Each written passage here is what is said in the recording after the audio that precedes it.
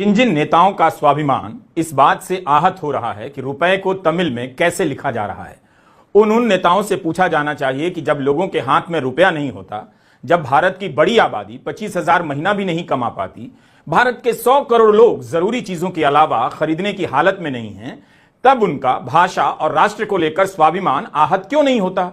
तब इस देश के वित्त मंत्री को यह सब खतरनाक क्यों नहीं लगता? लेकिन जैसे ही कुछ ऐसा दिखता है जिसे लेकर भावुकता पैदा की जा सकती है, उनका बयान तो आ जाता है। हम इस वीडियो में बताएंगे क्यों तमिलनाडु को लेकर जो भावुकता पैदा की जा रही है। हो सकता है कि यह डीएमके के लिए भी फायदे की बात हो और बीजेपी के लिए भी, लेकिन आम जनता का इसमें क्या भला हो रहा है? संस्कृत बनाम तमिल का मैच खेला जा रहा है, जबकि सभी को पता है कि 10 साल हो गए मोदी सरकार संस्कृत के नाम पर एक कॉलेज ऐसा नहीं दिखा सकती है जिसे वो इस भाषा के विकास के लिए मॉडल की तरह आपके सामने पेश कर सके।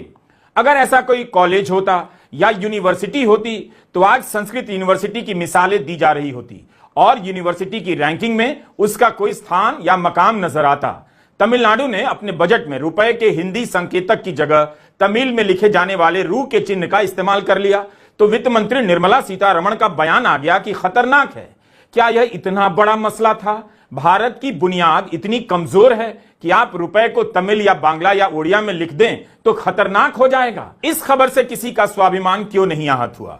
वाणिज्य मंत्री पीयूष गोयल भारत की उन कंपनियों से कह रहे हैं कि उन चीजों का पता लगाइए जो आप चीन से मंगाते हैं और उसे अमेरिका से भी मंगाया जा सकता है। भारत चीन से $100 अरब का आयात करता है, उसकी तुलना में आयात का आंकड़ा बहुत ज्यादा कम है। चीन से आने वाली सस्ती चीजों के दम पर भारत अपना उत्पाद बनाता है और फिर अमेरिका सहित दुनिया भर में निर्यात करता है। तो क्या आप सरकार ट्रंप को खुश करने के लिए कंपनियों के हाथ मरोड़ने जा रही है कि आप अमेरिका से आयात कीजिए और भारत में असेंबल कर फिर से अमेरिका निर्यात कीजिए? भारत का फार्मा सेक्टर चीन से सॉल्ट का आयात करता है और दवा बनाने के बाद अमेरिका निर्यात करता है। चीन से भारत का फार्मा उद्योग 70% सॉल्ट आयात करता है। अमेरिका के दवा बाजार में 35% हिस्सेदारी भारत के फार्मा सेक्टर की है।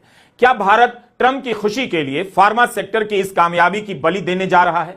इंडियन एक्सप्रेस की इस रिपोर्ट पर बहस होनी चाहिए कि आखिर सरकार ट्रंप के दबाव में क्यों आती लग रही है। क्या यह देश अमेरिका में अदानी पर चल रहे मुकदमे की कीमत चुका रहा है? अगर नहीं तो इतना डरा सहमा क्यों नजर आ रहा है? यह बड़ा मुद्दा है और सवाल है। सवाल यह नहीं कि तमिलनाडु ने रुपए को कैसे लिख दिया। चीन का मोबाइल ऐप बंद कर रहे थे लेकिन चीन से आयात बढ़ाते गए। कभी खुलकर नहीं बताया कि आपका आत्मनिर्भर भारत क्यों फेल कर गया। अब अमेरिका धमका रहा है तो अमेरिका से आयात करने के लिए कह रहे हैं। भारत की कंपनियों की यह हालत हो गई है कि उन्हें कहां से आयात करना है